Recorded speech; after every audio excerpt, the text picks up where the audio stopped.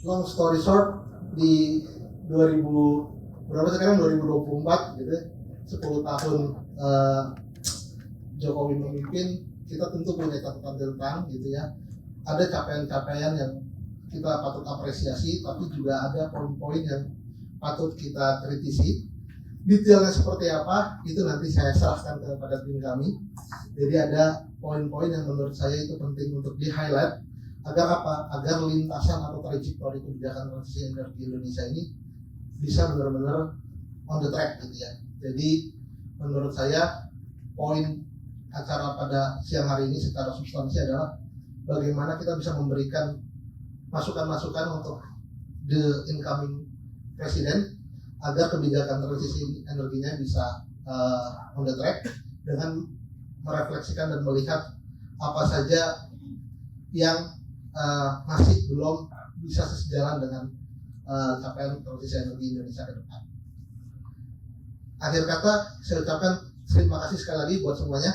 Mohon maaf kalau banyak kekurangan dari kami. Semoga lancar dan sukses untuk kita semua. Assalamualaikum warahmatullahi wabarakatuh. Saya kembalikan ke Mas Wita. Ya, terima kasih Mas Agung atas sambutannya. Dan dengan itu izinkan saya untuk memperkenalkan narasumber kita hari ini. Jadi kita hari ini ada 3 narasumber. Pertama ada Mbak Satika Nurmalati selaku researcher dari Yayasan Indonesia Cerah. Silakan Mbak. Hari ini beliau akan memaparkan hasil kajiannya terkait 10 tahun kebijakan energi Presiden Joko Widodo. Kedua, izinkan saya untuk mengundang Mbak Mutia Yustika selaku analis keuangan energi dari AIFA. Mungkin boleh tepuk tangannya kawan-kawan. Selamat siang Mbak. Dan terakhir, izinkan saya untuk mengundang Mbak Dinita Setiawati, analis senior kebijakan kelistrikan Asia dari lembaga Ember. Selamat siang semuanya. Aku izin duduk juga di sini ya.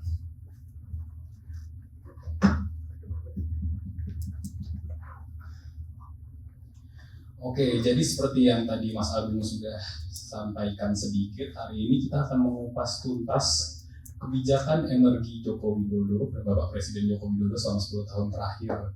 Dan hari ini akan langsung dimulai dengan paparan dari Mbak Tika, karena ini sepertinya hasil risetnya sangat menarik ya. Dia sudah tidak sabar untuk memaparkan ini dari kemarin. Kepada Mbak Tika, waktu dan tempatnya dipersilahkan untuk 15 menit ya Mbak. Terima kasih.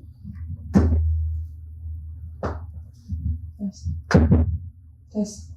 Ya, terima kasih atas kesempatannya Mas Wicca, dan saya juga mengucapkan terima kasih kepada rekan-rekan media yang telah bersedia hadir pada hari ini di acara Cerah Expert Panel. Nah, di kesempatan kali ini saya akan memaparkan hasil kajian policy brief tentang 1 dekade kebijakan energi Presiden Joko Widodo. Judulnya Kupas Tuntas Kebijakan Transisi Energi Presiden Jokowi, Maju atau Mundur. Next. Jadi sebenarnya kita ada 2 jenis laporan ya teman-teman. Nanti teman-teman bisa terima link websitenya melalui Mbak Ayu mungkin ya. Jadi secara umum ada 2 jenis laporan yang hari ini sekaligus di launching. Yang pertama itu analisis dokumen besarnya, dan yang kedua policy brief. Di policy brief ini sebenarnya intisari dari analisis besar yang sudah kita kaji, karena di dalam analisis besarnya ini kurang lebih menginventarisasi lebih dari 40 peraturan perundang-undangan yang terkait dengan sektor energi di masa pemerintahan Joko Widodo. Nah, adapun pemaparan atau ruang lingkup yang akan saya bahas pada hari ini ada 4. Yang pertama, 1 dekade kebijakan sektor energi Jokowi. Di sini akan banyak mengulas tentang bagaimana sih sebenarnya arah kebijakan sektor energi di masa pemerintahan Jokowi selama 10 tahun. Apakah mendukung atau bahkan bertolak belakang dengan transisi energi. Nah, yang kedua, proyeksi transisi energi di era Prabowo Gibran. Sebagaimana kita ketahui bahwa selama masa kampanye di periode kemarin ya, di tahun ini, pasangan Prabowo Gibran seringkali memberikan pernyataan bahwa mereka akan ikut melanjutkan program kerja yang sudah dimulai Jokowi selama 10 tahun. Nah, ini dua hal ini akan saling berkaitan karena ketika satu dekade kebijakan sektor energi Jokowi ternyata bertolak belakang dengan transisi energi, maka ini juga berpotensi akan dilanjutkan di masa pemerintahnya Prabowo Gibran gitu. Nah, yang ketiga kesimpulan dan yang terakhir rekomendasi. Next. Nah, sebelum masuk pada pembahasan pertama soal satu dekade kebijakan energinya, saya ingin membawa teman-teman atau memflashback di tahun 2015 ketika Jokowi diwakili oleh menterinya Siti Nurbaya ya. Pada saat itu turut meratifikasi perjanjian Paris bersama 195 negara di seluruh dunia yang kemudian diundang-undangkan menjadi Undang-Undang Nomor 16 Tahun 2016 tentang Perjanjian Paris ya. Dan di dalam undang-undang ini sebenarnya mengakui target komitmen iklim yang disusun oleh pemerintah Indonesia dengan pengurangan emisi 29% melalui upaya sendiri dan 41% melalui bantuan internasional. Tetapi kemudian pada 2022 target ini kemudian dinaikkan dari 29 menjadi 31,89 dan dari 41% menjadi 43,22% pada tahun 2030. Nah, di tahun pertama ini sebenarnya kita seolah-olah diberikan gambaran bahwa New Hope yang dimaksud dalam majalah Time ini itu tergambar dalam sosok Bapak Presiden Joko Widodo gitu ya. Tapi ternyata apakah kebijakan energi Presiden Jokowi selama 10 tahun ini sejalan nggak sih dengan komitmen iklim Indonesia? Meskipun sebenarnya ada beberapa lembaga yang mengkritisi target NDC Indonesia bahwa ketika semua negara menerapkan target NDC yang sama dengan Indonesia, maka diperkirakan ya suhu bumi bisa mencapai 4 derajat Celcius gitu. Itu salah satu kritikan dari Climate Action Tracker, salah satu lembaga yang menilai setiap target iklim setiap negara gitu ya. Nah, ini saja masih dibilang belum progresif atau belum ambisius, tapi karena ini udah diundang-undangkan maka kita jadikan ini sebagai acuan atau acuan melihat bagaimana arah transisi energi gitu. Next. Nah, dalam satu dekade kebijakan sektor energi Jokowi, temuan kami adalah ternyata Presiden Jokowi selama 10 tahun itu tidak pernah mengesahkan satupun peraturan pada level undang-undang yang secara khusus nih mengatur tentang transisi energi atau energi terbarukan. Itu temuan kami yang pertama. Karena ternyata kebijakan energi di Indonesia ini masih mengacu sama Undang-Undang Nomor 30 Tahun 2007 tentang energi dan ada peraturan pelaksananya, peraturan pemerintah Nomor 79 Tahun 2014 tentang kebijakan energi nasional yang juga disahkan di masa pemerintahan Susilo Bambang Yudhoyono. Jadi peraturan pemerintah ini disahkan kayaknya kalau nggak salah ya 3 hari menjelang peralihan kepemimpinan beliau ke Presiden Jokowi gitu. Nah, disinilah salah satu pucuk permasalahannya karena di Indonesia itu kita mengenal energi baru dan energi terbarukan. Sementara di dunia internasional itu kita cuma mengenal 2 jenis energi ya. Next Mbak. Jadi ada energi tak terbarukan dan energi tak terbarukan dan energi terbarukan. Sementara di Indonesia ada 3 energi baru yang notabene berasal dari teknologi baik itu dari energi fosil maupun energi terbarukan. Ada nuklir, hidrogen, teman-teman bisa baca sendiri di atas ya. Dan penggunaan terminologi energi baru celakanya selalu dilekatkan dengan energi terbarukan. Jadi kita seringkali mendengar terminologi EBP gitu ya, yang merujuk pada penggunaan energi bersih. Tapi ternyata kalau kita cek di Undang-Undang Energi ini, 2 jenis energi tersebut totally berbeda gitu. Entah dari sumbernya, entah dari ujungnya gitu bakal menghasilkan emisi dan sebagainya gitu. Next. Nah, dari dua dokumen undang-undang dan peraturan tadi yang menjadi acuan dari kebijakan energi di Indonesia itu sebenarnya sangat berpengaruh terhadap masa depan transisi energi, apalagi yang selama ini dijalani oleh Jokowi ya.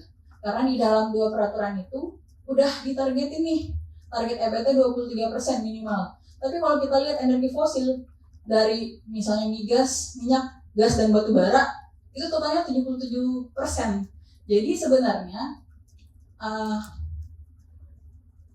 kebijakan energi yang dipakai sama pemerintah Jokowi ini sudah tidak relevan karena emang sudah usang gitu ya, nggak sesuai dengan konteks saat ini, apalagi pemerintah sendiri sudah mengesahkan Paris Agreement sejak tahun 2016 itu.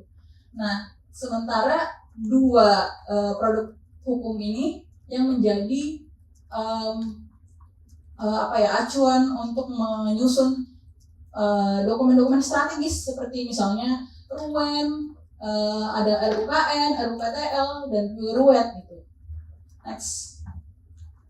Oh iya, aku tadi lupa sebelumnya Mbak. Nah, sementara target 23% ini yang belum ambisius juga karena masih bercampur juga sama energi baru, tapi ternyata implementasinya sampai tahun 2023 masih 13,1% yang seharusnya mencapai 23%. Dan mungkin saya pesimis pemerintah bisa mencapai angka 23% sampai 2025. Next. Nah, itu masalah yang pertama tadi soal energi baru. Dan acuan yang dipakai oleh pemerintah untuk sektor energi. Nah, yang kedua adalah masalah oversupply listrik. Kalau dari temuan cerah dari tahun 2015 sampai 2023, total uang negara yang dipakai untuk membayar kelebihan pasokan listrik karena ada skema take or pay ini dipakai atau enggak tetap dibayar itu sekitar 290 sekian triliun gitu kalau di total dari tahun 2015 sampai 2023. Teman-teman bisa lihat. Nah, belum itu dikarenakan sebelum pemerintah Jokowi menjabat ada namanya program fast track program yang diinisiasi pada masa pemerintahan SBY, kemudian dilanjutkan juga pada masa pemerintah Jokowi dengan menambah kapasitas listrik 35.000 MW yang ini kemudian diadopsi dalam perencanaan ketenaga listrikan dan selalu diperbarui setiap tahun melalui RUPTL gitu. Dan ini yang masih menjadi acuan kita sampai saat ini. Nah, dalam kasus oversupply listrik ini pemerintah berperan besar karena mengeluarkan peraturan presiden, lagi-lagi presiden ya, peraturan presiden tentang percepatan pembangunan infrastruktur ketenaga listrikan yang dimana pemerintah dapat memberikan jalan tol, jalan bebas hambatan untuk pembangunan energi program 35.000 MW yang didominasi oleh energi fosil. Teman-teman bisa lihat energi fosilnya 91,81%. Next. Nah, ini tadi perkiraan biaya kelebihan listrik. Total kelebihan biaya kalau dihitung ya 297,37 triliun dari total kelebihan pasokan listrik 291 sekian ribu gigawatt hours. Nah, ini yang menjadi salah satu hambatan pemerintah untuk mempercepat pembangunan energi terbarukan karena alasannya selalu kita udah oversupply listrik, jadi kalau misalnya ada penambahan lagi kita harus bayar. Nah, apakah ini akan terus menjadi momok yang bakal membebani negara ketika pemerintah tidak melakukan perubahan gitu? Karena oversupply listrik selalu dijadikan sebagai hambatan gitu untuk mempercepat pembangunan energi terbarukan. Kita bisa lihat contohnya di Permen SDM nomor 2 tahun 2024 yang diterbitkan pada tahun ini ya, tanggal 31 Januari tentang PLTS atap yang terhubung pada IUPTLU yang dimana menghapus skema ekspor impor antara pemasang PLTS dengan PLN gitu. Next. Nah, itu tadi yang kedua. Nah, ini yang ketiga. wujud transisi energi ala Jokowi. Kalau misalnya kita lihat ya di pemberitaan media, dan Cerah juga pernah melakukan analisis media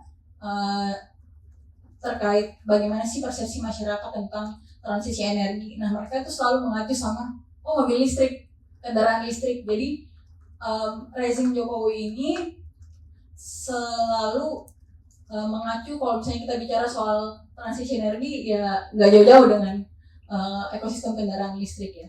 Dan itu sebenarnya acuan aturannya di RUEN, dan itu kemudian aturan pelaksananya dilakukan oleh Presiden dengan menerbitkan Perpres nomor 79. Nah, Perpres 79 ini yang juga punya punya aturan-aturan turunan lain, misalnya peraturan Menteri Keuangan yang memberikan insentif PPN 1%, hanya 1% yang bisa ditanggung oleh konsumen, karena pembebasannya ada 10% yang ditanggung oleh pemerintah dari total 11% kalau memenuhi TKDN. Dan itu kita bisa lihat dari penjualan mobil listrik Wuling REV dan Ioniq 5 ya, Hyundai Ioniq 5 yang penjualannya mencapai paling tinggi di tahun 2023. Teman-teman bisa lihat di paparan saya. Ada juga yang soal peraturan Menteri Keuangan nomor 49 tahun 2023. Saya berdiri aja ya, biar bisa menjelaskan dengan.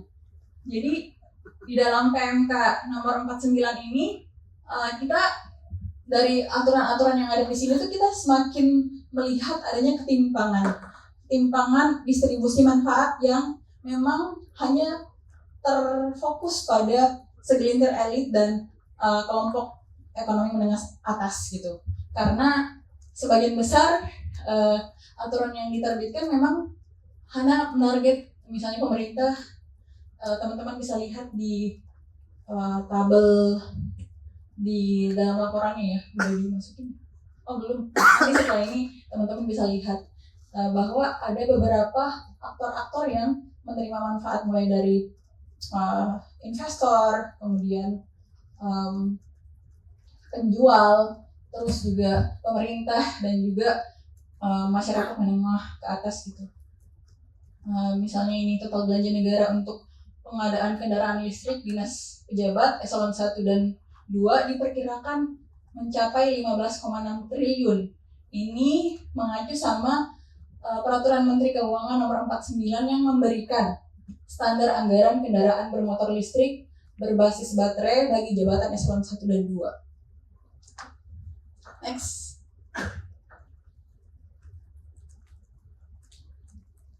Saya kembali duduk lagi.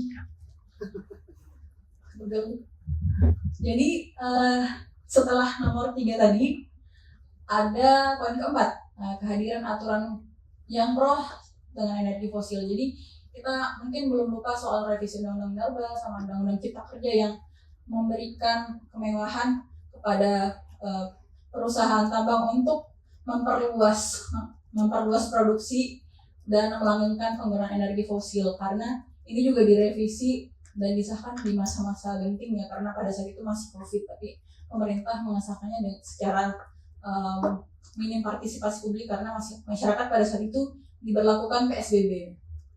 Nah, selanjutnya ada peraturan Presiden juga nomor 112 tahun 2022 tentang percepatan pengembangan energi terbarukan untuk penyediaan tenaga listrik, yang dari judulnya sebenarnya kita lihat ini aturan sangat bagus ya untuk implementasi percepatan transisi energi, tapi ternyata di dalamnya juga mengatur soal pengecualian pembangunan PLTU baru misalnya. Jadi PLTU baru bisa dibangun asalkan berada di kawasan ekonomi khusus misalnya, atau di wilayah PSN. Nah, dari sini kita bisa melihat bahwa pemerintah Jokowi itu lebih pro gitu. Kalau tadi saya bilang nggak ada satupun aturan pada level undang-undang yang diberikan untuk mempercepat transisi energi, ini malah aturan pro energi fosil yang diterbitkan. Kami menganalisis dari Undang-Undang Cipta Kerja yang diterbitkan, ada sekitar 5 undang-undang yang secara langsung berhubungan dengan ketenaga listrikan. Yang pertama Undang-Undang Ketenaga Listrikan, minerba, migas, panas bumi, dan nuklir. Untuk penjabarannya teman-teman juga bisa melihat di hasil analisisnya ya, karena ini sebenarnya banyak gitu tabelnya. Dan kalau mau dijelasin satu-satu kayaknya nggak cukup waktunya. Nah, next. Oke, siap.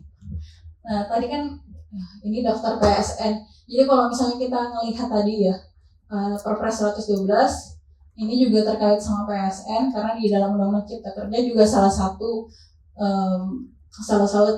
konsideran kenapa Undang-Undang Cipta Kerja diterbitkan karena mau mendukung PSN. Nah, dari Permenko kita lihat daftar PSN ada 153, tapi 24 kawasan industri ini ternyata sebagian besar menggunakan energi fosil, entah itu gas ataupun PLTU. Nah, 16 sektor energi yang benar-benar proyeknya terkait langsung dengan energi, itu 16-nya cuma satu yang mengatur soal energi terbarukan, itu pun juga masih problematik, yaitu geothermal ya. Dan dari PSN ini itu bisa mengalihkan lahan pertanian berkelanjutan menjadi area pembangunan PSN yang sebelumnya dilindungi. Jadi ada keistimewaan khusus gitu. Next. Nah, ini proyeksi transisi energi di pemerintah Prabowo Gibran. Jadi seperti yang saya bilang tadi, ketika pemerintah Jokowi dengan jelas mendukung upaya produksi dan melanggengkan penggunaan energi fosil, ini juga mungkin saja bisa atau bahkan lebih buruk gitu, dilanjutkan atau bahkan lebih buruk di masa pemerintahan Prabowo Gibran. Nah, dalam visi misinya juga Prabowo Gibran ingin menjadikan Indonesia jadi negara raja energi hijau. Tapi pertanyaannya, apakah mungkin? Karena narasi soal energi baru masih digunakan dan melekat dengan energi terbarukan, dan tidak ada target bauran energi terbarukan dalam visi misi mereka. Next. Dan di periode ke depan mungkin ada beberapa produk aturan dan juga skenario yang menunggu untuk disahkan. Misalnya RWBT juga masih mengakomodasi energi baru yang merujuk pada penggunaan CCUS, produk turunan batubara, nuklir, dan hidrogennya juga nggak jelas apakah ini green atau enggak gitu, karena nggak diberikan keterangan yang jelas apakah ini hijau atau bukan. Terus RPPKN ini kemudian mau direvisi, turun dari 23% menjadi 17-19% pada 2025 yang sebenarnya bertentangan dengan Undang-Undang Pengesahan Paris Agreement ya, Undang-Undang Nomor 16 Tahun 2016. Kalau misalnya ini disahkan berarti ada pertentangan hukum yang dimana ini bertentangan dengan aturan yang lebih tinggi, yaitu undang-undang. Kemudian skenario investasi JETP juga di dalamnya masih mengakomodasi gas sebagai salah satu bahan bakar alternatif untuk pengganti batu bara 9,5 giga, nuklir 10 giga, geothermal, dan hidrogen. Next. Nah, ini kesimpulannya. Jadi seperti yang saya sudah katakan tadi bahwa undang-undang energi yang dijalankan oleh masa pemerintahan Presiden Jokowi itu masih mengacu pada Undang-Undang Ketenaga Listrikan di masa pemerintahan SBY yang disahkan tahun 2007. Nah, ada juga peraturan pemerintah soal kebijakan energi nasional yang sebenarnya dua aturan tersebut masih sangat jauh dari kata ambisius karena menargetkan target bauran energi fosil sangat rendah 23%. Yang itu pun juga belum tercapai sampai saat ini. Dan yang kedua, pemerintah lebih serius mengurusi energi berbasis fosil. Kita bisa lihat itu di revisi Undang-Undang Minerba dan Undang-Undang Cipta Kerja, serta yang ketiga penambahan kapasitas energi fosil yang terus berlanjut baik yang tercantum dalam RUPTL 2021, skema JP dan dokumen pemerintah lainnya. Dan terakhir, Mbak. Nah, rekomendasi dari kami, pemerintah Jokowi harus punya undang-undang energi sendiri yang harus menyesuaikan dengan konteks saat ini. Karena sebenarnya undang-undang energi tahun 2007 itu sudah tidak lagi searah gitu dengan transisi energi, apalagi sudah disahkan juga perjanjian Paris dan semakin jauh dari atau nggak match gitu. Dan yang kedua, penggunaan istilah energi baru yang mempromosikan energi fosil itu perlu dihilangkan dalam RUU EBT, karena RUU EBT ini yang jadi acuan bagi aturan kebijakan energi di Indonesia, khususnya energi terbarukan. Dan yang terakhir, seluruh perencanaan terkait industri kendaraan listrik berbasis baterai dari hulu ke hilir itu masih bergantung pada energi fosil, sehingga ekosistemnya perlu diperbaiki. Terus juga sasaran penerima insentifnya sebagian besar terkonsentrasi pada sekelompok elit dan kelas menengah atas. Nah, itu saja paparan dari saya. Lebih dan kurangnya saya mohon maaf. Terima kasih. Oke, kita dengar tepuk tangannya dulu buat Mbak Sartika. Oke, Mbak Tika tadi sudah memaparkan beberapa poin menarik nih yang ada aku catat nih dari paparan Mbak Tika, seperti perlunya perubahan kebijakan karena energi minerba yang diacu untuk kebutuhan Indonesia sekarang sepertinya perlu diupdate, karena Indonesia sendiri sekarang juga sudah mempunyai banyak komitmen-komitmen internasional yang menyatakan bahwa Indonesia ingin mengurangi emisi dan penggunaan energi fosilnya. Tentunya ini juga sangat relevan kepada pemerintahan selanjutnya, di mana seperti yang kita ketahui pemerintahan selanjutnya juga mendorong hilirisasi beberapa komoditas seperti nikel yang industrinya sendiri masih menggunakan pembangkitan berbasis energi fosil seperti pltu captive. Terima kasih Mbak Tika atas paparannya. Dan sekarang saya ingin mengundang narasumber kedua, yaitu Mbak Mutia Yustika, untuk memaparkan presentasinya yang berjudul Unlocking Indonesia's Renewable Energy Investment Potential. Itu kira-kira berarti ini Mbak ya, ada beberapa hal berhubungan dengan masuknya energi terbarukan di Indonesia seperti itu ya Mbak? Iya betul, sebenarnya fokusnya sih lebih ke effectiveness. Jadi menarik basis sebenarnya renewable energy investment di Indonesia, terutama terkait dengan FDI ya. Apakah Indonesia itu sebetulnya tidak menarik, terutama terkait dengan kebijakan yang telah dikeluarkan oleh pemerintahan Presiden Jokowi selama setahun terakhir. Yang akan saya jelaskan lebih lanjut. Oke Mbak, kalau begitu silakan dimulai, waktunya 15 menit ya Mbak. Terima kasih. Silakan Mbak. Ya, mungkin saya perkenalan diri dulu ya. Nama saya Mutia Yustika, saya Energy Finance Specialist dari Institute for Strategy, Economics and Financial Analysis. Jadi seberapa menarikkah kebijakan atau peraturan yang telah dikeluarkan oleh pemerintah Indonesia bagi renewable energy sektor, terutama terkait dengan investment di Indonesia. Oke, mungkin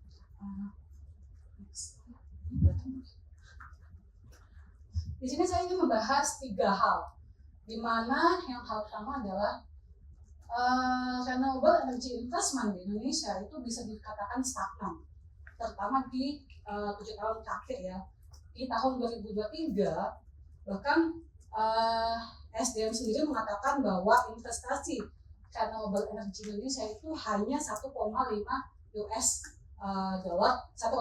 billion US dollar, itu sedikit tertinggal dibandingkan teman-teman negara lainnya di Asia Tenggara. Yang kedua, berapa sih sebetulnya investasi yang dibutuhkan oleh Indonesia untuk dapat mencapai climate target di tahun 2030? Itu ternyata kita itu harus attract 146 billion US dollar. Nah, yang ketiga, sebetulnya apa sih yang menjadi masalah terkait dengan kebijakan yang telah dikeluarkan oleh pemerintahan Jokowi ya? Nah, kita bisa melihat bahwa Indonesia itu, di sini saya fokusnya di solar dan wind. Kenapa?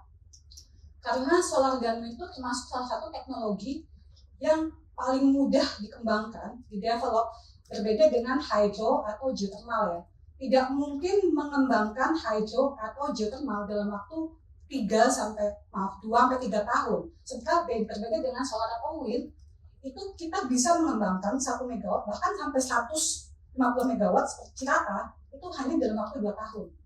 Oleh karena itu biasanya negara-negara itu akan lebih fokus pada solar dan wind untuk dapat mencapai pengurangan emisi karbonnya ya.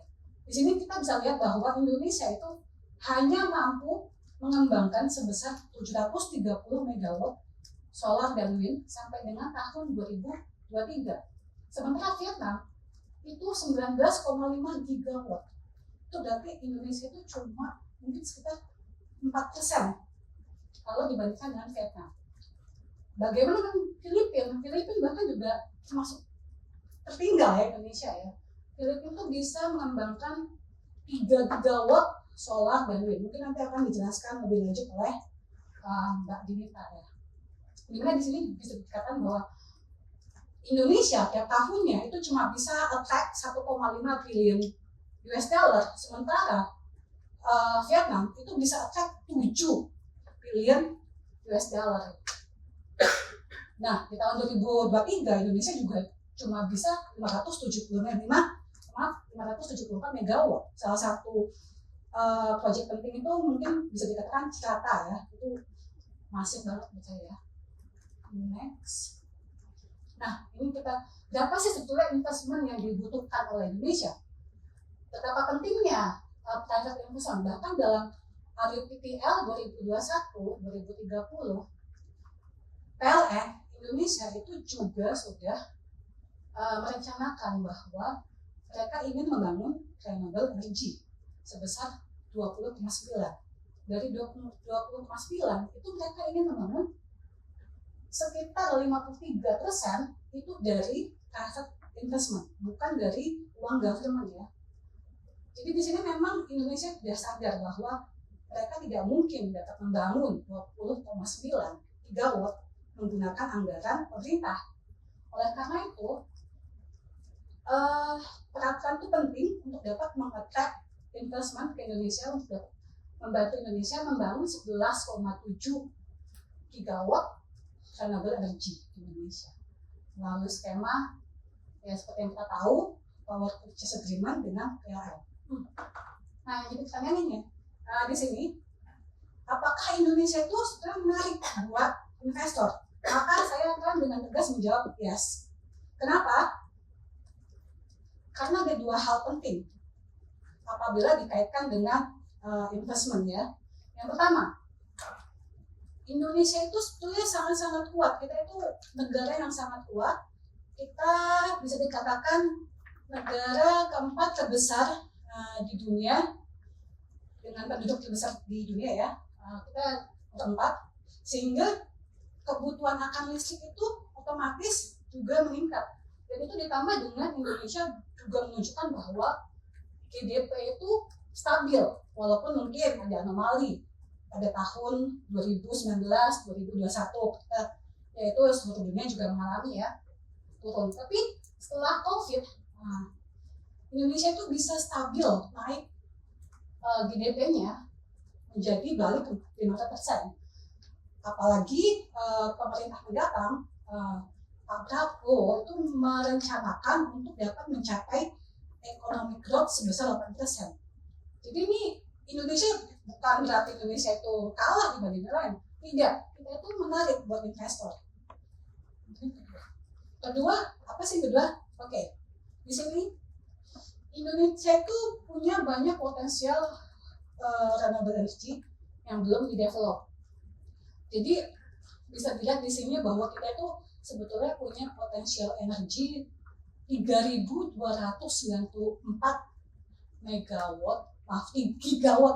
gigawatt solar. Tapi Indonesia itu baru develop 570 megawatt. Jadi ini hanya sekitar 0,017%. Oleh karena itu, investor melihat adanya peluang untuk bisa membangun potensi ini. Oleh karena itu, kombinasi antara potensial renewable energy dan juga strong economic growth itu menjadikan Indonesia itu sangat menarik buat investor. Namun, nah ini balik lagi, pasti ada masalah kan di balik semuanya. Indonesia itu perlu evaluasi lagi kebijakannya, planningnya, terutama sekali procurement-nya. Nah, AIFA itu mengidentifikasi ada tujuh hal yang membuat Indonesia itu tidak terlalu tidak terlalu menarik lah dibandingkan dengan negara sekitar. Yang pertama, adanya aturan mandatory partner dan 51% majority shareholders untuk PLN. Yang kedua, adanya restriksi untuk bisa transfer ownership ke pihak ketiga. Yang ketiga, mekanisme deliver or pay yang menggantikan take or pay pada tahun 2017. Yang keempat, tentu saja tarif. Balik lagi, semua masalah tarif. Kelima, local content requirement, mungkin ini berulang-ulang, pemerintah pun juga sudah paham bahwa local content requirement ini salah satu yang tidak menarik, yang membuat Indonesia tidak menarik bagi investor, terutama investor luar negeri.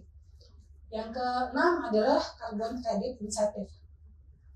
Yang ketujuh, mungkin saya membuat ini besar sekali karena memang kerumitan prosedur procurement itu membuat Indonesia menjadi sedikit dijauhi oleh investor luar negeri. Oke. Mungkin saya akan bahas satu persatu kecuali local content requirement dan juga carbon credit incentive ya. Nah, di sini mandatory partner and 51 majority shareholder scheme. Apa sih itu sebetulnya?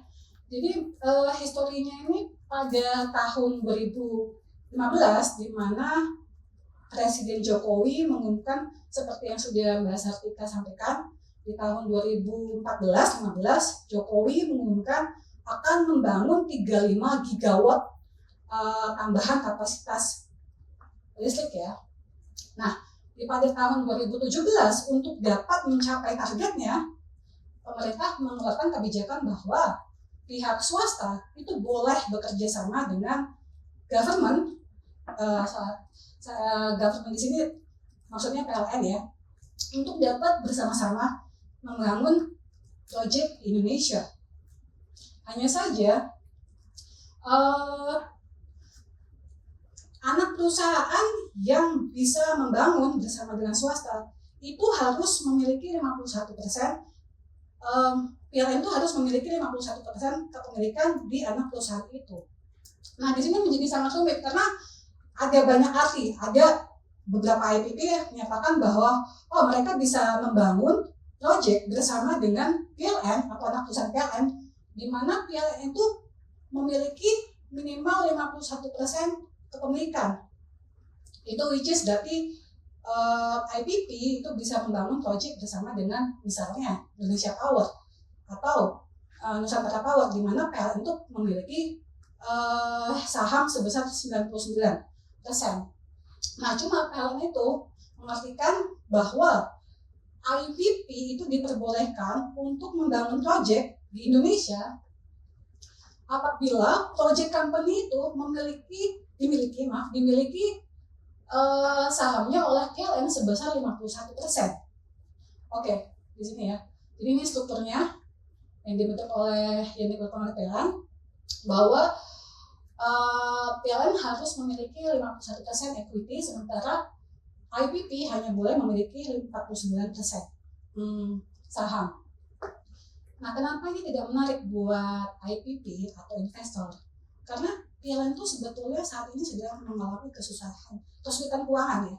Kita bisa tahu bahwa cash PLN itu bahkan tidak bisa membayar hutang-hutang jangka pendeknya. Walaupun mungkin PLN selalu mengatakan, mereka untung laba sekian, tapi berarti laba itu bukanlah cash ya. Jadi PLN itu sebenarnya tidak memiliki cash yang cukup untuk dapat mendevelop banyak proyek di Indonesia, di Indonesia. Nah, masalah muncul karena salah satu cara itu bisa dilakukan adalah PLN meminta bantuan dari IPP, meminjam dana dari IPP dalam bentuk mungkin loan seperti itu ya.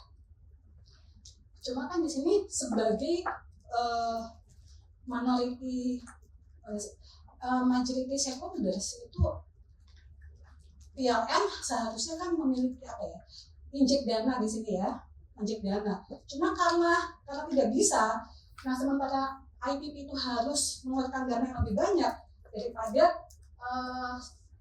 persentase 49% ini, jadinya agak sedikit rumit. Sudah IPP itu sebagai minoritas, tidak punya hak apapun.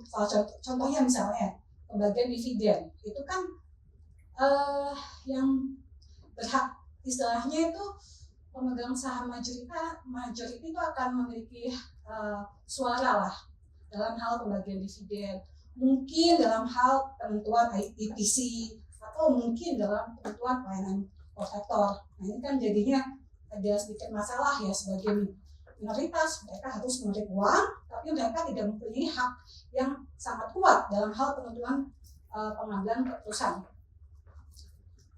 Nah, bukan hanya 51%, ini untuk beberapa proyek itu PLN juga mengaplikasikan di beberapa proyek, terutama untuk proyek yang procurement-nya itu melalui direct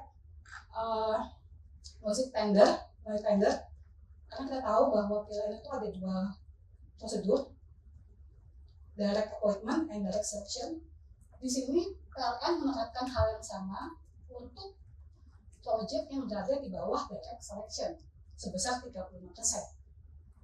Mungkin isunya tidak sebesar apabila PLN memiliki 51% saham ya. Cuma tetap saja di sini ada resiko yang harus ditanggung oleh PLN atau government. Sebagai pihak yang memiliki saham mayoritas itu, PLN itu harus bertanggung jawab atas resiko finansial. Salah satu contohnya apabila terjadi gagal bayar, itu yang harus menanggung adalah PLN, bukan IPP kan, karena maksudnya bukan mungkin saya. Jadi yang akan ambil alih tanggung jawab itu paling besar adalah PLN. Nah, di balik kanan siapa sih? Government of Indonesia. Jadi balik lagi itu akan menimbulkan masalah. Kemudian ini yang seperti saya jelaskan sebelumnya, itu akan ada resiko keuangan. Walaupun PLN itu meminta tolong kepada IPP, tetap mereka harus injek cash, di mana cash PLN itu sangat terbatas. Bahkan mereka juga harus membayar interest, harus membayar utang. Jadi ini akan menimbulkan masalah. Yang ketiga, ada konflik of interest di sini. PLN sebagai buyer, PLN juga sebagai seller. Jadi kalau misalnya ternyata proyeknya nggak bisa selesai nih, seharusnya kan PLN memberikan penalti. Tapi di sini karena dia juga sebagai buyer, dia yang harus menyelesaikan proyek. Siapa yang akhirnya akan terkena penalti?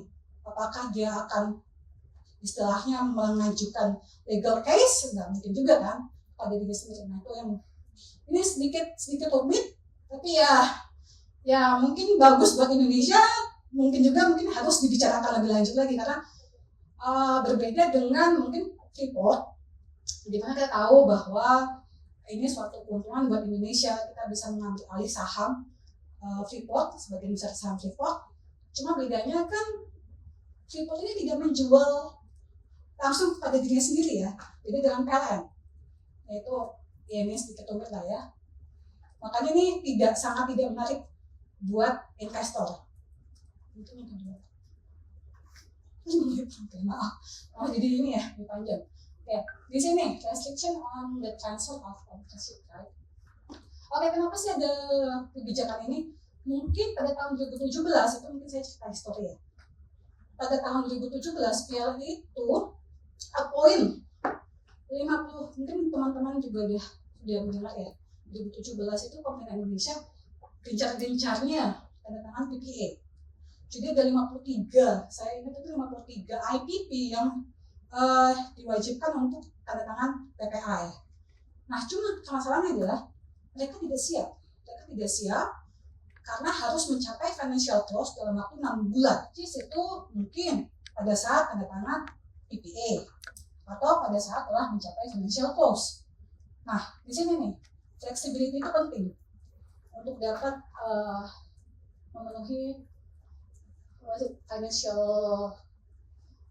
pemenuhan keuangan dari masing-masing project ya, karena memang sebelum financial close itu, sebelum bank masuk itu kan memang IPP itu harus memenuhi 30%, at least 20-30% dana ke dalam project ya. Mungkin karena waktunya ada ini deliver on pace nya mungkin teman-teman sudah tahu ya, tidak menarik karena istilahnya berbeda dengan take or pay, di mana take or pay kebanyakan itu ada kontrak itu didapat oleh fossil fuel power plant, sementara renewable energy otomatis masuk ke sini gitu kan, itu jadi tidak menarik.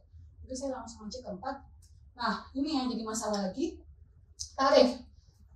Memang Presiden Jokowi telah mengeluarkan kebijakan aturan nomor 112 di tahun 2022, di mana tarif renewable energy akan menjelaskan ceiling tarif berikut ya. Ini bisa dilihat itu kuning itu the highest tarif, kemudian the lowest tarif itu warna biru, ada 2 stage. Cuma karena metode procurement-nya Indonesia itu lebih banyak berdasarkan tender atau negosiasi, jadinya tarif itu akan muncul lebih rendah karena memang pemenang tender itu biasanya ditentukan oleh the lowest tarif yang akan mereka provide.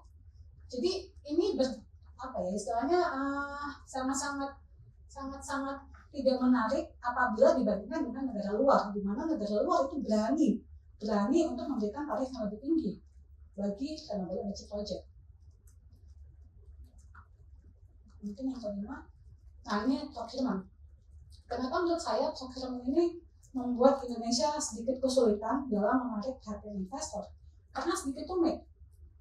Procurement Indonesia itu dibagi menjadi 2, direct appointment dan direct selection. Direct appointment itu tetap harus melakukan negosiasi, di mana seperti contohnya geothermal, IPP untuk membangun geothermal bisa langsung ke PLN melakukan negosiasi segala macam, tapi tetap saja tarif based on negotiation. Nah, yang direct selection atau tender itu ada 2 prosedur ya. Walaupun mungkin sebetulnya ini bahkan direct appointment seperti kita tahu Indonesia itu sebenarnya termasuk ke dalam direct appointment, di mana yang melakukan tender itu adalah PLN subsidiary. Ya kita tahu Indonesia itu ditenderkan oleh Indonesia Power. Jadi memang IPP akan langsung negotiate to PLN subsidiary. Kalau direct selection itu yang melakukan tender itu adalah PLN. Kesemuanya itu harus mempunyai DPT atau daftar pendidikan seleksi. Prosesnya tidaklah mudah.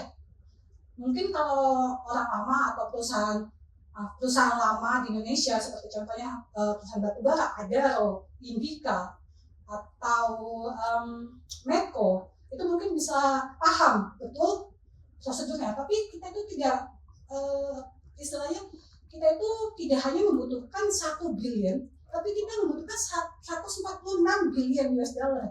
Tidak mungkin semua perusahaan tambang batubara itu bisa memenuhi hal itu kan. Jadi kita harus mungkin review ulang DPT ini sesuatu yang bisa dikatakan cukup rumit buat investor luar. Terlebih lagi tidak ada clear timeline untuk IPP bisa mendapatkan surat DPT itu.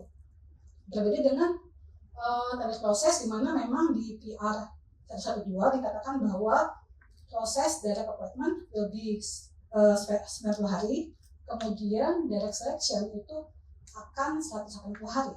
Tapi pada kenyataannya itu juga tidak seperti itu. Seperti contohnya disilisasi muncul pada bulan Maret 2023. Kemudian LOI antara pemenang tender dengan PLN itu baru terjadi di Desember 2023. Sampai saat ini belum ada kejelasan kapan akan kedatangan PPH. Kemudian juga ada beberapa kali PLN itu akan melakukan istilahnya perpanjangan, seperti misalnya grid submission yang harusnya direncanakan bulan Agustus. Oh ternyata bisa mundur tanpa pemberitahuan yang lebih jelas, bahkan mungkin media pun nggak tahu ya. Nah itu yang membuat susah usaha IPP untuk dapat berinvestasi di Indonesia. Kita harus bisa meningkatkan lah proses procurement, terutama terkait dengan renewable energy investment, karena kita tidak hanya butuh sekitar 20 billion, kita butuhnya 146 billion untuk dapat mencapai 2030 climate target. Sekian dari saya. Oke, boleh mungkin tepuk tangan ya untuk Mbak Mutia. Tadi Mbak Mutia sudah menunjukkan ada beberapa hal yang menarik ya, seperti sebenarnya itu investasi terhadap renewables di Indonesia itu sebenarnya banyak sekali yang tertarik ya. Cuman dari pemerintah kita sendiri memiliki beberapa masalah utama ya, seperti tadi 51% major shareholder scheme, lalu juga ada delivery of scheme dan juga tarif renewable energy yang rendah ya, walaupun sudah diatur dalam Perpres 112 tahun 2022. Terima kasih Mbak Mutia. Mungkin ini juga jadi menarik untuk dilanjutkan ke narasumber kita yang ketiga, yaitu Mbak Anita yang akan membahas tentang mempercepat transisi bersih, energi bersih dengan data dan kebijakan, karena tadi di pembicara sebelumnya sudah membicarakan kebijakan dan juga ada data yang banyak. Iya, silakan Mbak.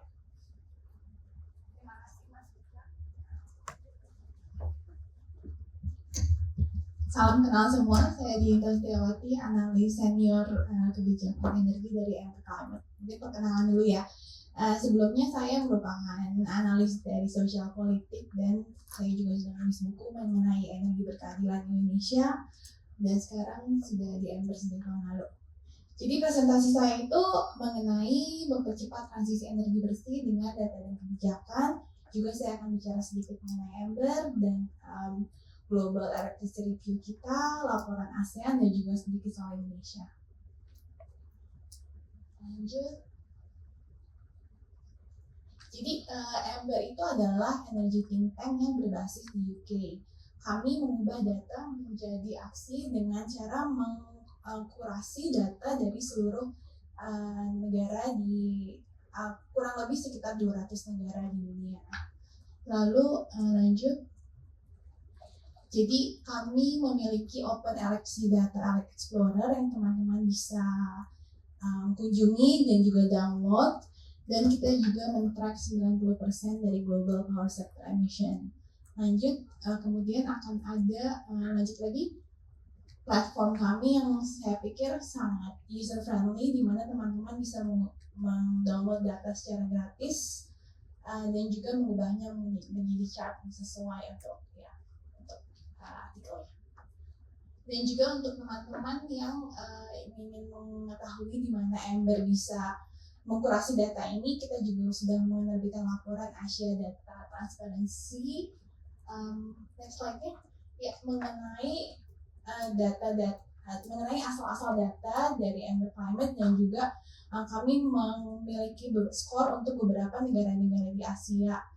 Gitu. Sebagai contoh, Indonesia skor transparansinya kurang baik karena seperti teman-teman ketahui, kami tuh punya datanya tahunan ya, tidak seperti negara lain seperti Singapura atau Malaysia atau Filipina yang punya datanya secara mungkin per setengah jam.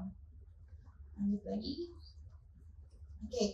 Dan untuk teman-teman yang sedang menggunakan modeling, Ember juga sudah merilis Ember API yang bisa langsung dikomposisikan dengan energy modeling software. Ya, lanjut. Oke. Jadi langsung saja ke presentasi hari ini. Saya ingin bercerita sedikit mengenai temuan dari Global Electricity Review yang baru saja dirilis beberapa bulan yang lalu. Jadi menurut JER itu secara global, jadi kita tuh telah mencapai rekor 30% dari energi terbarukan berdasarkan temuan Ember karena didorong oleh tenaga angin dan surya, yang juga mendorong sektor emisi dari power sector itu untuk menjadi lebih rendah. Akan tetapi karena adanya climate change yang mempengaruhi drought di beberapa hydropower plants di dunia ini, tahun lalu emisi kita seharusnya bisa lebih turun lagi, tetapi karena adanya drought itu makanya emisi tetap seperti levelnya sekarang. Dan Ember juga menemukan bahwa tahun ini berpotensi menjadi tahun dimulainya era baru penurunan listrik berbasis fossils. Lanjut lagi. Oke, kalau misalnya temuan dari ASEAN berdasarkan laporan Ember dari tahun lalu itu, jadi di ASEAN itu pertumbuhan produksi tenaga listrik dari surya dan angin sudah mencapai 43% selama 2015 atau 2022. Tapi teman-teman juga perlu tahu kalau misalnya tenaga angin dan surya di ASEAN itu dimulainya tidak terlalu besar, bahkan mungkin mencapai sedikit lebih dari 0 di tahun 2015 dan sekarang mencapai sekitar 33 gigawatt. Gitu. Dan Ember juga menemukan bahwa lebih dari 99% potensi tenaga surya dan angin di dunia ini, di ASEAN ini belum dimanfaatkan secara maksimal. Yang berkaitan dengan tadi presentasi dari Mbak Mutia sebelumnya untuk Indonesia. Next slide-nya. Oke.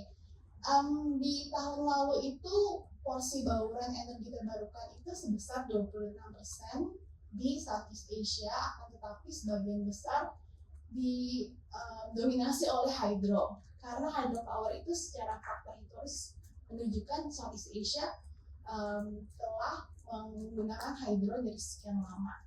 Sedangkan tenaga angin dan surya itu merupakan teknologi yang baru. Gitu. Jadi sebenarnya grid kita itu masih mengalami kesulitan untuk mengakomodasi produksi listrik dari tenaga angin dan surya. Lanjut. Ya, terus karena adanya climate change dan juga musim kemarau yang berkepanjangan, tenaga air mengalami penurunan di tahun lalu, walaupun adanya penambahan kapasitas sebesar kira-kira 0,5 gigawatt. Ya, lanjut. Oke, ini dari temuan kita tahun lalu bahwa Vietnam itu merupakan negara yang mendorong pertumbuhan renewable energy di Asia Tenggara, dan sepertinya Ember akan merilis ASEAN Report yang baru tahun ini, dan datanya mungkin akan masih sama gitu. Dan di sini kita cuma lihat solar and wind saja, karena solar and wind tadi juga udah dibahas kalau misalnya gestation periodnya itu bisa mencapai jauh lebih sebentar daripada hydropower atau geothermal. Lanjut lagi. Ya, jadi kenapa di Vietnam di tahun 2017, 2018 dan sampai sekarang itu renewable energy itu naik banget? Itu terutama karena mereka mengenalkan feed-in tarif untuk solar and wind. Gitu. Dan walaupun feed-in tarif ini sudah memboost renewable energy sedemikian besar, tapi ternyata mereka mengalami masalah berupa curtailment atau pembatasan akomodasi tenaga listrik dari surya tersebut ke dalam grid mereka, karena adanya sistem yang tidak bisa mengakomodasi tenaga surya secara maksimal. Jadi sekarang Vietnam juga sedang merevisi feed-in tarif mereka untuk menjadi mungkin direct action scheme. Lanjut. Oke, di chart ini bisa kita lihat bahwa hanya sekitar 1% dari wind and solar potential di ASEAN itu sudah digunakan secara maksimal. Dan ini tuh chart dari tahun lalu, saya pikir Ember akan mengeluarkan chart yang baru untuk potensi angin dan surya dan renewable energy lainnya di beberapa bulan lagi. Dan teman-teman juga bisa lihat di Twitter Ember @emberclimate atau di LinkedIn Ember untuk melihat chart baru kami mengenai potensi EBT di ASEAN. Lanjut. Oke, jadi bisa kita lihat di table ini kalau misalnya sebenarnya tuh negara-negara di Asia Tenggara sudah memiliki target untuk solar and wind, tetapi mungkin belum maksimal kecuali Vietnam, Philippines, dan Thailand ya. Karena di sini kita lihat Indonesia targetnya itu hanya 4,8 gigawatt hingga tahun 2030, dan kita tidak tahu dengan RUPTL yang baru itu mungkin saja targetnya akan kembali turun gitu. Sedangkan Vietnam berani untuk menargetkan sebesar 22 gigawatt untuk tenaga surya, dan juga anginnya bisa menargetkan sebesar 28 gigawatt. Jadi mereka, saya pikir ambisi ini sangat penting, karena ambisi ini menunjukkan bahwa kepada investor bahwa pemerintah negara ASEAN itu berani untuk menginvestasikan kebijakan, menginvestasikan teknologi climate change ini di energi terbarukan seperti ini. Lanjut lagi. Oke, dari analisa Ember tahun lalu itu, ya teman-teman pasti tahu kalau misalnya kita bicara soal transisi energi, kita juga bicara soal target dekarbonisasi, skema net zero skema gitu. Jadi Ember menghitung kalau misalnya ASEAN itu mau berkontribusi kepada skenario IEA yang mencapai power sector, net zero power sector di tahun 2050 itu berapa banyak sih solar and wind capacity yang harus diinstal oleh negara-negara ASEAN. Jadi kita hitung kalau misalnya ternyata tuh dari target yang sekarang negara-negara ASEAN tuh harus harus tripling their solar and wind capacity and maybe more or beyond that gitu. Dan bisa teman-teman juga baca di report kami Beyond Tripling ASEAN yang berisikan itu. Lanjut, oke. Jadi bagaimana dengan Indonesia? Jadi kan seperti dari pembicaraan berikutnya itu Indonesia sangat kompleks ya. Apalagi kalau teman-teman bisa lihat kalau misalnya kita ada JP partnership, cuma tidak tahu bagaimana kelanjutannya. Jadi saya pikir Indonesia tuh sangat mungkin sekali untuk melakukan transisi energi bersih dan berkeadilan. Indonesia bisa mengambil contoh dari Vietnam yang berani untuk memiliki kebijakan yang mendukung pengembangan tenaga surya dan angin ini. Misalnya kayak ada alokasi khusus untuk solar farms atau mungkin ada insentif pajak dan juga ada fleksibilitas dalam TKDN. Gitu. Berikutnya ya, ini sedikit latar belakang mengenai Indonesia dan bagaimana ketergantungan kita pada fosil terutama batu bara telah berkontribusi banyak ke emisi kita yang makin tahun tuh makin naik, terutama di tahun yang terbaru ini tahun 2022, saya yakin tahun 2023 juga akan lebih naik lagi emisi kita dari batu bara. Gitu. Jadi kita harus melakukan perubahan sekarang dan secepatnya. Lanjut lagi ya, jadi sedikit refleksi ambisi transisi sektor ketenaga listrikan di Indonesia itu, saya pikir dari kan yang akan dicanangkan tahun ini itu mungkin ada penurunan target bauran energi terbarukan. Tapi penting sekali juga untuk pemerintah memiliki target bauran energi terbarukan khusus di sektor kelistrikan dan juga target secara yang sangat definisinya tuh maksudnya secara either GWH atau PWH gitu. Jadi kita lihat produksi listrik yang perlu dihasilkan dari energi terbarukan tuh secara segini loh gitu. Jadi kita sebagai analis nggak usah memprediksi kapasitas faktor pemilik hutan atau banyak asumsi-asumsi yang mungkin tidak tepat, yang tidak sesuai dengan pemikiran pemerintah. Yang kedua mungkin TKDN yang teman-teman juga sudah tahu kalau misalnya fleksibilitas TKDN itu bisa merayu investor untuk berinvestasi di EBT di Indonesia. Dan yang ketiga adalah kalau misalnya mereka masih berbicara mengenai elektrifikasi atau listrik masuk desa, itu berarti pemanfaatan energi surya itu sangat bisa dilakukan untuk menerangi desa-desa terpencil. Lalu perlu adanya insentif untuk menggunakan tenaga surya, mungkin karena dihapuskan yang net metering scheme, jadi pengguna solar panel sudah bisa mengekspor listrik ke PLN lagi kan. Cuman mungkin kalau ada insentif yang lainnya akan lebih mendorong untuk penggunaan EBT ini. Dan yang terakhir ini sedikit teknis, jadi perlu adanya penyesuaian antara demand listrik dan kapasitas pembangkit listrik terbarukan dan prioritas untuk menggunakan energi terbarukan. Jadi prioritas ini tuh maksudnya secara kalau di Philippines itu di Renewable Energy Act mereka ada dispatch priority, dimana kalau misalnya demandnya lagi tinggi mereka bisa kesimpulan dari policy tersebut, mereka bisa bilang ke generator itu untuk kita akan mengutamakan produksi listrik dari energi terbarukan dibanding dari produksi listrik dari bagi listrik fosil. Gitu. Saya pikir kalau misalnya ini di Indonesia bisa diterapkan juga akan sangat penting dan bisa meningkatkan bauran NBT itu secara signifikan.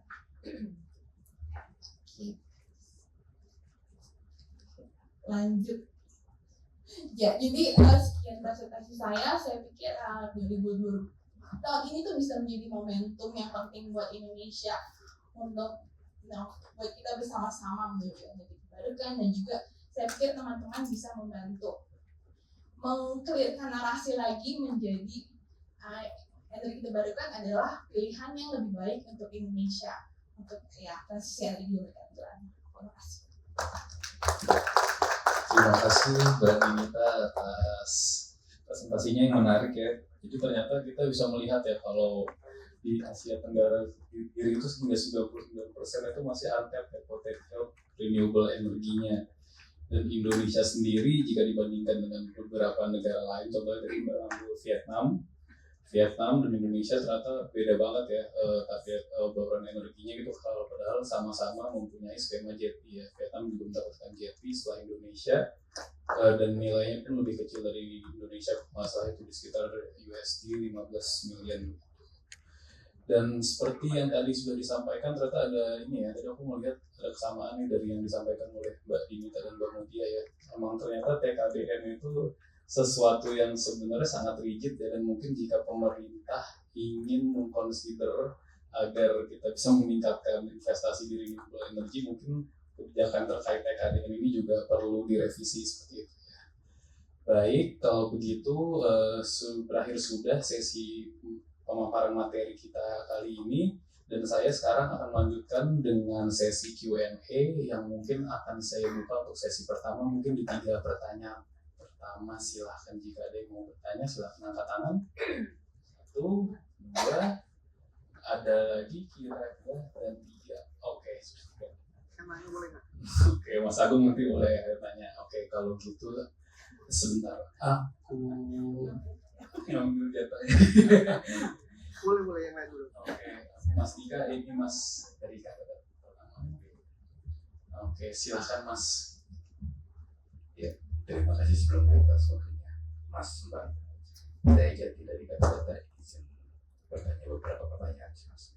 Pertama mengenai boleh dielaborasi lagi nggak sih Pak? Maksudnya kayak tadi kan jauh banget untuk capai daripada target bauran NBT di Indonesia pada era Jokowi.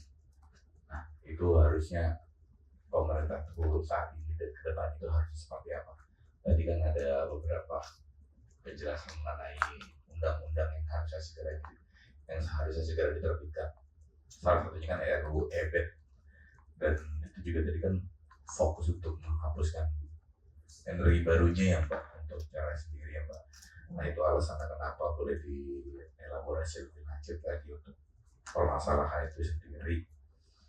Lalu untuk kedepannya, untuk presiden selanjutnya itu melihat hal yang sudah terjadi ke belakang ini, apakah emang harus digalakkan lagi untuk percepatan pembentukan undang-undang itu sendiri Mbak. Dan satu lagi mengenai ini Mbak, tadi budaya daripada masyarakat di Asia Tenggara membangkit listrik tenaga air, apakah itu bisa didorong untuk seluruh untuk di Asia Tenggara khususnya Indonesia, karena Indonesia kan beberapa punya potensi cukup besar. Lalu kenapa sih beberapa lembaga internasional itu mendorongnya itu arahnya ke arah PLTS dan angin saja, sedangkan budaya di Indonesia ataupun di ASEAN itu sendiri sudah sangat dijelaskan tadi itu air, dan tadi ada kendalanya kan intergrid yang tidak mendukung untuk PLTS dan angin gitu ya Pak. Itu alasannya kenapa untuk seperti itu. Terima kasih.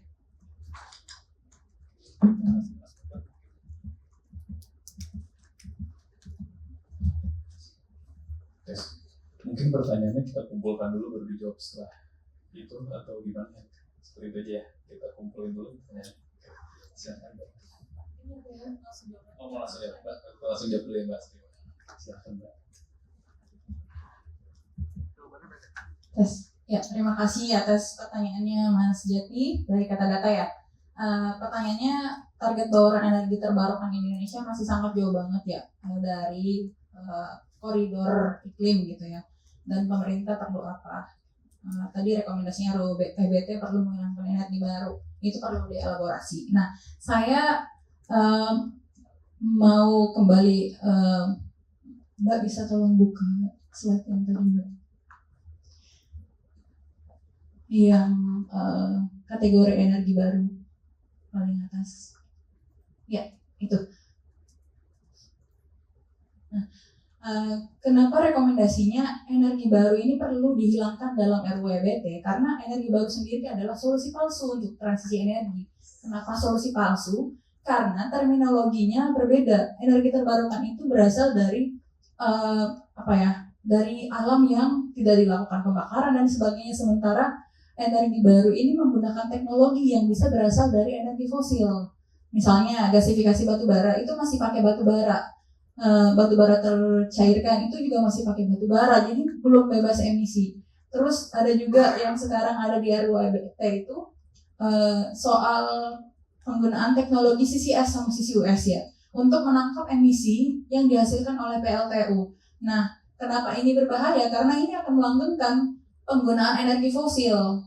Jadi selama PLTU-nya poolnya CCS ya udah, karena emisinya diinjeksi ke bawah tanah berarti emisinya tersimpan. Tapi kan ada risiko-risiko lingkungan dan risiko lainnya. Misalnya apakah teknologi CCUS ini benar-benar aman dan tidak ada risiko kebocorannya? Dan jangan lupa melihat sektor hulu hilirnya, karena kalau sektor hilirnya aja yang ditangkap emisinya, sementara penambangan batu bara itu juga menghasilkan emisi metana misalnya. Dan teman-teman Ember kayaknya sudah punya penelitian soal itu, bahwa emisi metana ini juga salah satu kontributor untuk meningkatkan suhu gitu di Indonesia begitu, kurang lebihnya. Nah, yang kedua, presiden selanjutnya harus galakan pembentukan undang-undang energi. Iya benar, karena seperti yang tadi aku jelaskan bahwa pemerintah sekarang itu masih mengacu ke Undang-Undang Energi tahun 2007 dan itu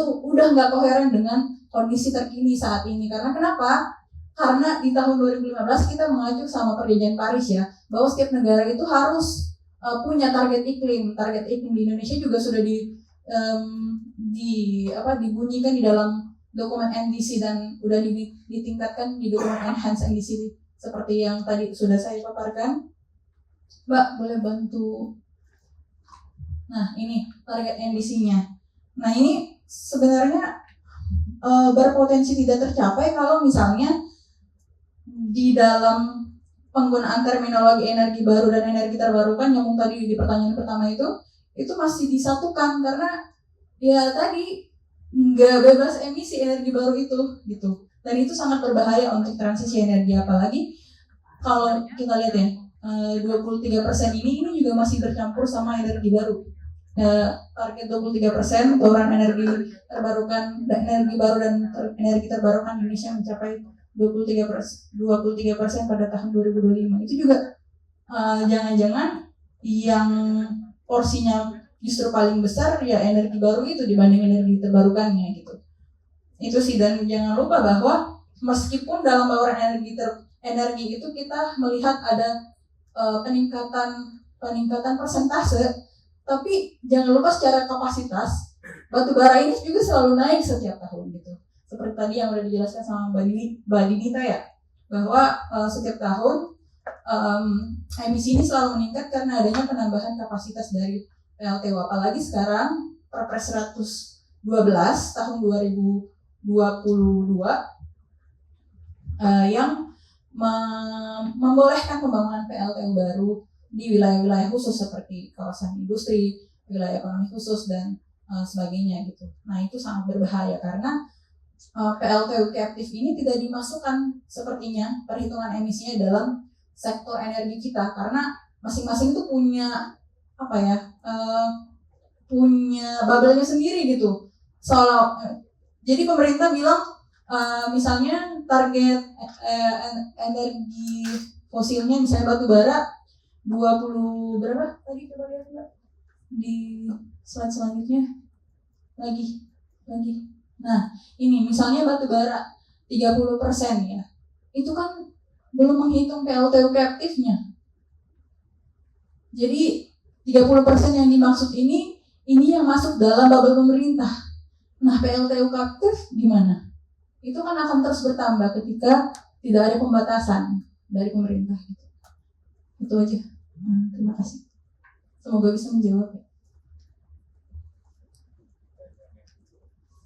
Oh, yang ketiga mungkin ya tentang PLTA itu ya. Jadi sebenarnya itu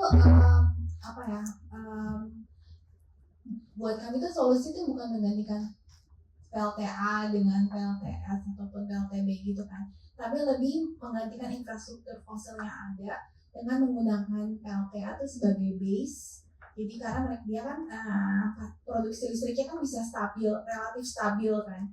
Lalu menggunakan PLTS itu sebagai pelengkap untuk sebagai kayak pembangkit listrik peaker gitu di saat demandnya lagi tinggi, jadi bisa dikomplementari dengan listrik dari surya dan juga dari angin.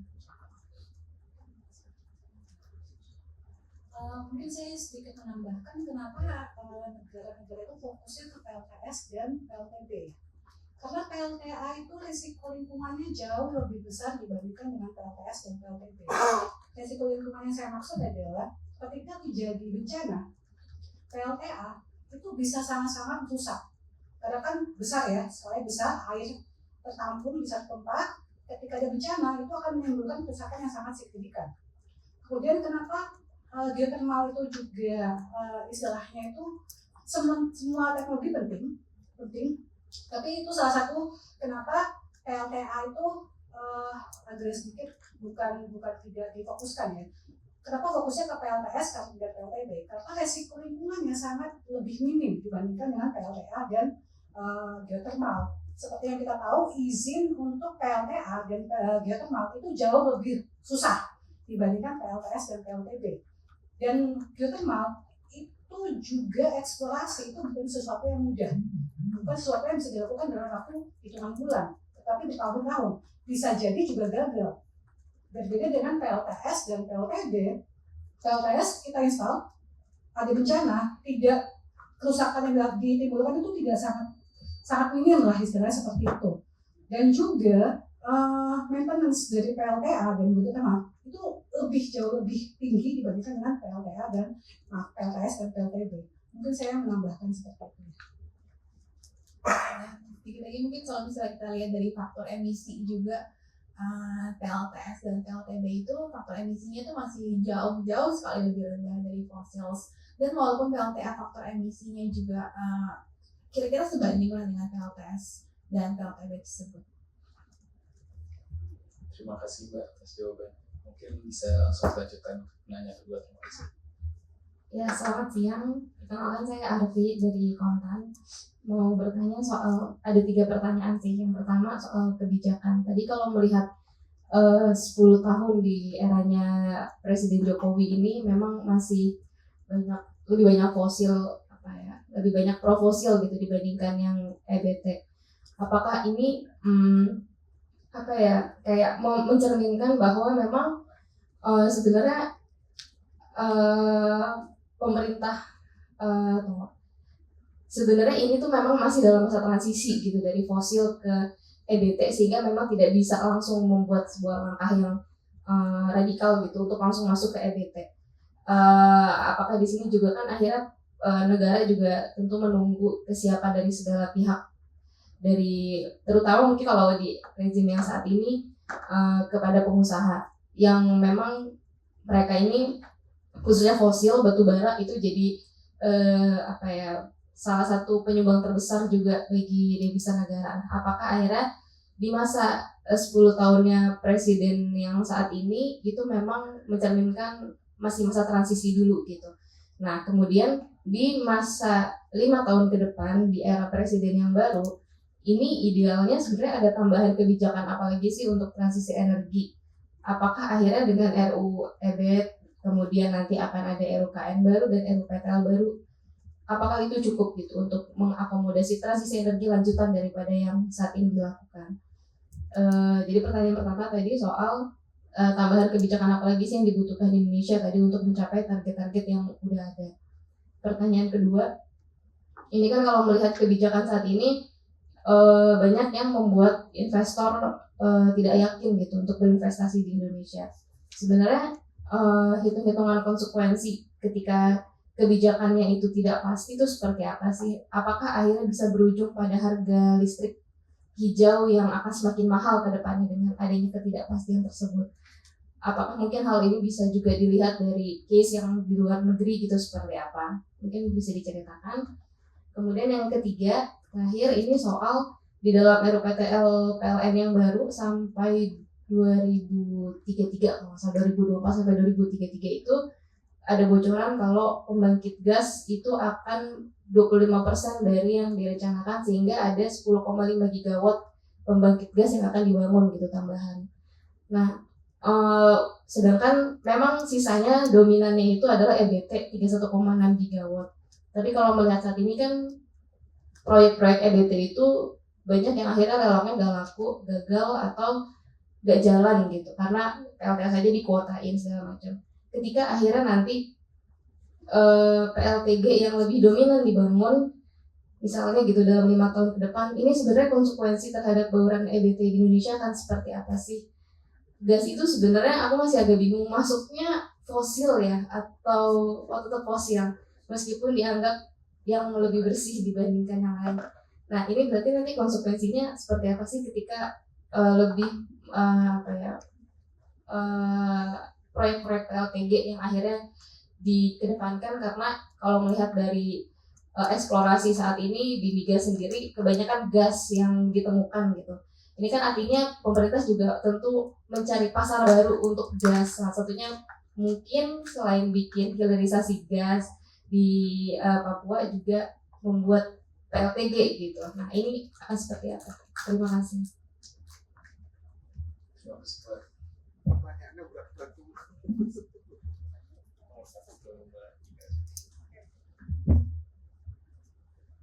Ya, pertanyaannya dari Mbak Arfi. apa nih? Ya. Pertanyaannya tadi aku bacakan ulang ya. Kebijakan 10 tahun lebih banyak profosil. Apakah ini mencerminkan bahwa pemerintah sedang melakukan proses transisi energi gitu ya? Nah, saya kira dari tahun 2016 sejak pemerintah sudah menyatakan bahwa turut meratifikasi perjanjian Paris dan berkomitmen untuk mengurangi emisi termasuk juga di sektor energi, maka tidak ada lagi excuse bagi pemerintah untuk menghindari bahwa kita sedang melakukan proses. Maksud saya, kenapa itu sangat menjebak ya? Karena kenapa pemerintah tidak melakukan upaya-upaya yang saya maksud adalah perubahan kebijakan. Karena perubahan kebijakan ini menjadi salah satu tantangan besar bagi investor di sektor energi terbarukan misalnya untuk bisa menyuntikkan dana di Indonesia dan membangun dan mempercepat pembangunan energi terbarukan. Nah, kalau mau dibilang transisi, saya pikir 10 tahun cukup ya. Karena kalau misalnya kita bandingkan dengan negara-negara lain yang juga melakukan atau menandatangani perjanjian Paris, kenapa negara lain bisa lebih progresif gitu, seperti tadi yang sudah dipaparkan oleh para narasumber yang ada di sini, misalnya Vietnam ya tadi ya, yang energi suryanya sangat melejit gitu, dan beberapa, kenapa juga ini pertanyaannya, kenapa pemerintah bisa merevisi Undang-Undang Minerba, mengesahkan Omnibus Law dalam sekejap mata gitu ya, karena prosesnya sangat singkat, padahal itu mengubah sekitar 82 undang-undang lintas sektor. Nah, di dalam Undang-Undang Cipta Kerja sendiri tidak ada satupun ketentuan yang mengatur soal energi terbarukan atau dibahas, tidak ada sama sekali pembahasan tentang energi terbarukan. Nah, itu kembali lagi pertanyaan ke Mbak sorry. Iya. Nah, itu jadi sebenarnya kita bisa melihat ini sebenarnya political will ataukah memang karena memang mau beranjak ke sana, tapi kan kayaknya kita nggak beranjak deh, karena misalnya PLTS atap ini kan salah satu cara mempercepat pembangunan energi terbarukan ya, tanpa membutuhkan akuisisi lahan, misalnya lahan, terus juga nggak butuh modal besar karena bisa disediakan oleh para para penyambung PLTS ke PLN misalnya. Itu kan sebenarnya mengurangi tanggung jawab pemerintah untuk menyediakan dukungan lahan dan modal gitu ya. Tapi juga lagi-lagi dipangkas gara-gara ada alasan oversupply. Karena menurutku kalau misalnya pemerintah bisa dengan progresif gitu mengubah kebijakan di sektor pro energi fosil, ya kenapa energi terbarukan dianaktirikan gitu. Dan apalagi sejak dulu energi fosil juga diberikan subsidi, entah dari harganya, penetapan harga minimum misalnya $70 untuk batu bara, gas ada HGBT yang $60 per MMBTU gitu ya. Nah itu semua didapat nggak di di energi terbarukan? Kan enggak gitu ya. Nah pertanyaan selanjutnya soal apakah dalam 5 tahun cukup dan apa tambahan kebijakan yang perlu diusulkan gitu ya. Kalau menurut saya nggak usah lah bicara jauh-jauh dulu gitu. Ini aja dulu undang-undang soal energi, karena seluruh dokumen strategis mulai dari perencanaan RUPTL, RUN seperti yang sudah tadi ada hierarkinya itu yang menentukan masa depan transisi energi di Indonesia itu masih mengacu sama undang-undang energi. Itu dulu deh yang perlu diusulkan untuk diubah, karena nggak lagi koheren, nggak lagi sesuai dengan konteks yang ada sekarang. Ada lagi nggak ya? Oh iya, tadi banyak juga nanya soal apakah gas itu masuk energi fosil atau energi terbarukan. Jadi energi gas ini sebenarnya kategorinya masuk dalam energi fosil, karena kalau kita lihat kan gas ini sebenarnya nggak terpisahkan dengan metana, karena 90%, hampir 90% ya, atau bahkan 90% lebih. Gas ini sebenarnya bagian dari metana. Metana itu salah satu kontributor yang menyebabkan peningkatan emisi di Indonesia. Jadi meskipun dia tidak dibakar, tapi dengan adanya gas aja itu udah emisi gitu. Nah, ketika dia dibakar dia menghasilkan emisi CO2 gitu. Jadi lagi-lagi PLTG ini fosil, dan ketika pemerintah bilang bahwa PLTG atau gas ini menjadi salah satu energi alternatif untuk mengganti batu bara, ya kita lihat seberapa tinggi emisi yang dihasilkan gas dengan kapasitas energi yang sama dibanding energi terbarukan. Ternyata kalau kita lihat perbandingan emisinya memang PLTU dan gas itu hampir separuhnya. Jadi gas masih lebih rendah dibanding PLTU, tapi energi terbarukan nyaris nol emisi loh. Gitu.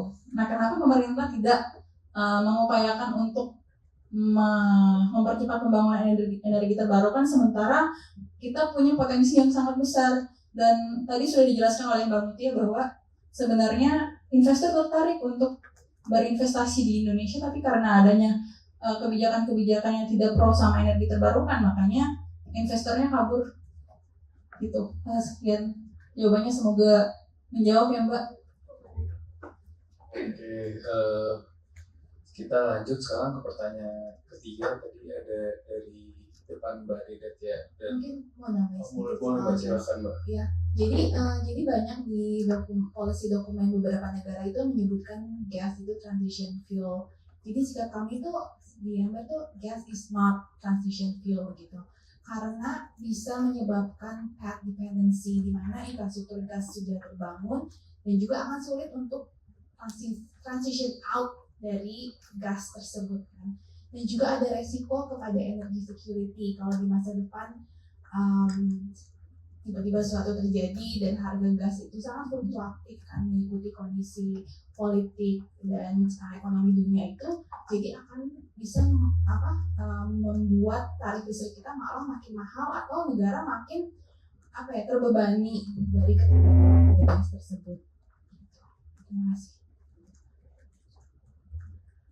Oke, terima kasih atas pertanyaannya, dan sekarang mengingat karena waktu sudah pukul 15.15, jadi aku akan memberikan kesempatan pertanyaan terakhir untuk Mbak Dede karena tadi sudah angkat tangan, dan untuk yang lain nanti jika ada pertanyaan mungkin bisa langsung doorstop juga nih ke narasumber kita hari ini. Terima kasih. Oke, terima kasih. Saya Bernadette dari kantor Pita Reuters. Mungkin pertanyaan pertama ke Mbak Dinita ya, maaf kalau pertanyaannya agak basic atau agak membingungkan. Kalau kan saya sering dapat statement gitu dari pemerintah kah, dari perusahaan energi kah, bahwa mereka sudah mengurangi emisi sekian gitu ya.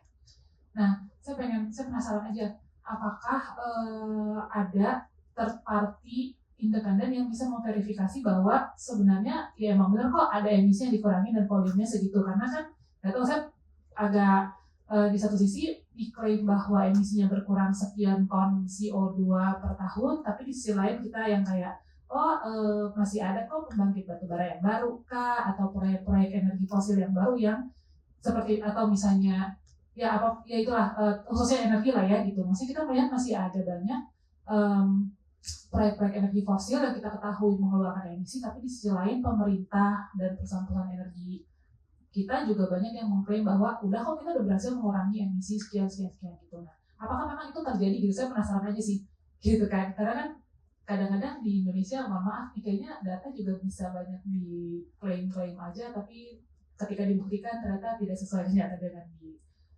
lapangan gitu. Itu yang pertama mungkin buat Mbak Dita.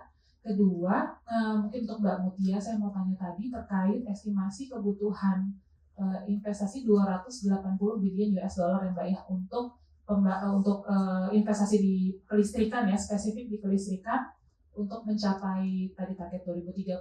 Apakah itu hanya untuk power generation-nya saja, atau ada komposisinya itu tuh udah termasuk power generation dan juga transmission-nya segala macam gitu. Terus kalau kira-kira komposisinya seperti apa sih gitu. Dan tadi Mbak yang soal yang soal majority mandatory partnership sama PLN dan PLN holds 51% itu kayak apakah itu spesifik buat renewable saja, atau sebenarnya itu kalau saya baca Perpresnya kan sebenarnya untuk pengembangan infrastruktur ketenaga listrikan gitu ya. Kalau itu berlaku untuk semua, berarti untuk transmisi juga, buat PLTU juga. Mengapa ini menjadi hambatannya spesifik di EBT gitu? Ya kan? Toh kita kayaknya setelah tahun 2017 pun kita masih lihat ada perusahaan yang mau bikin PLTU batubara ya gitu. Dan ketiga buat Mbak Sartika, kalau tadi dibilang untuk 5 tahun pemerintahan baru idealnya seperti apa? Ya kalau ideal mah banyak yang ideal ya. Cuma saya penasaran aja analisisnya dari cerah, mungkin kalau melihat dari janji kampanye kah dan kemudian tim-tim expertnya, outlook-nya bakal seperti apa sih pemerintahan yang ke depan ini? Apakah mereka, apalagi tadi sempat disinggung bahwa tidak ada di janji kampanyenya tidak ada spesifik penjelasan mengenai target transisi energi ya, kalau tadi nggak salah di presentasinya ya. Nah, kalau melihat seperti itu, kemudian juga melihat tim advisernya atau mungkin juga tim pendukungnya gitu, kira-kira seperti apa nih peluangnya? Apakah setelah tadi juga target bauran energi yang masih 13% per EBIT target realisasi bauran energi terbarukan per Desember 2023 aja cuma 13%, apakah pemerintah yang baru ini akan punya komitmen kah untuk mengejar target bauran energi kita ke depan dan target-target yang lain lah, target penurunan emisi dan lain-lainnya. Itu aja. Makasih.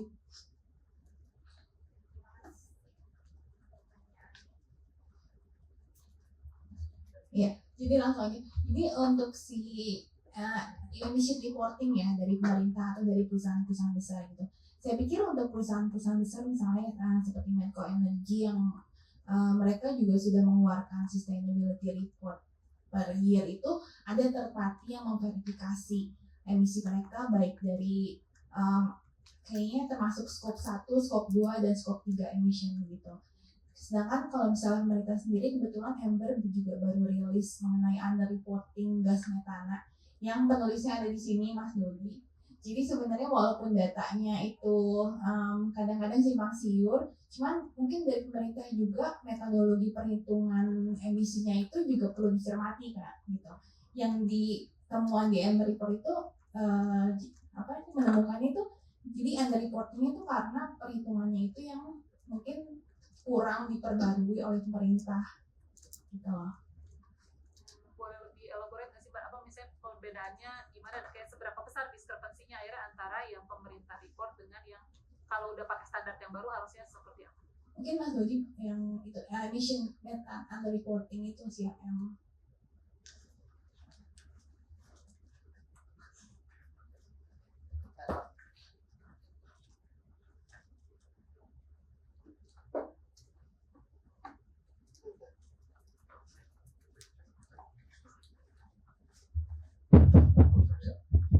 Tadi pertanyaannya perbedaan ya, diskrepansi antara yang dilaporkan company dengan yang dilaporkan pemerintah. Maksudnya apakah pengurangan emisinya tuh real nggak sih Mas dengan yang dilaporkan pemerintah? Tadi kan Mbak Dinitas bilang bahwa kalau perusahaan untuk sustainability reportnya memang ada verified sama pihak ketiga, tapi kalau pemerintah tadi jadi ada reporting karena apa sih mekanisme penghitungan yang beda ya? Iya. Ya, jadi sebenarnya ada beberapa approach ya untuk perhitungan emisi gas rumah kaca. Yang pertama, kalau pemerintah menggunakan top down. Jadi data activity itu produksi, misalnya produksi batu bara atau produksi listrik itu at national level atau dibagi berdasarkan jenis teknologi. Nah, sedangkan ada juga approach bottom up yang biasanya ini di company level. Nah, company level biasanya dia lebih spesifik karena dari sisi teknologinya, terus kemudian juga faktor emisinya itu udah per company. Nah, tadi yang dimaksud Mbak Dinita under reporting itu karena yang pertama yang tadi menggunakan top down, terus kemudian yang kedua faktor emisinya saat ini pemerintah masih menggunakan faktor emisi global. Jadi menggunakan rata-rata global. Nah, harusnya faktor emisi ini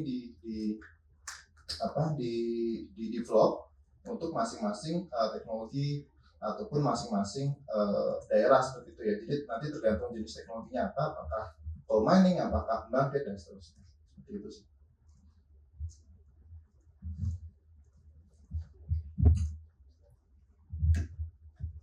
Ya, terima kasih atas pertanyaannya. Ya memang untuk 149 ya investment gap itu untuk memenuhi target climate change di mana itu secara keseluruhan untuk menurunkan emisi sebesar 32% di tahun 2030 unconditional atau 44 unconditional seperti yang telah dijelaskan oleh Mbak Sartika. Kemudian terkait dengan 51%, kenapa saya mengatakan ini masalah kepada renewable energy investment? Karena saat ini fokus dunia tidak lagi ke fossil fuel. Jadi memang berarti akan menjadi masalah ini lebih kepada bagaimana PLN akan mendevelop renewable energy project.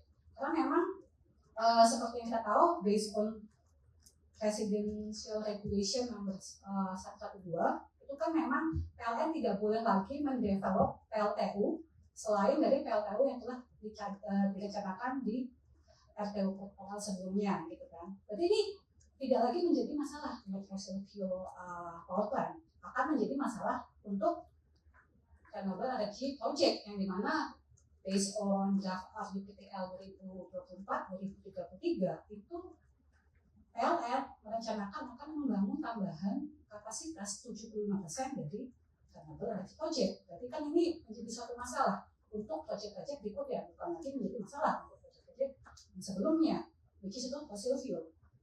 Mungkin Untuk pertanyaan terakhir juga Mbak Dika, silakan Mbak.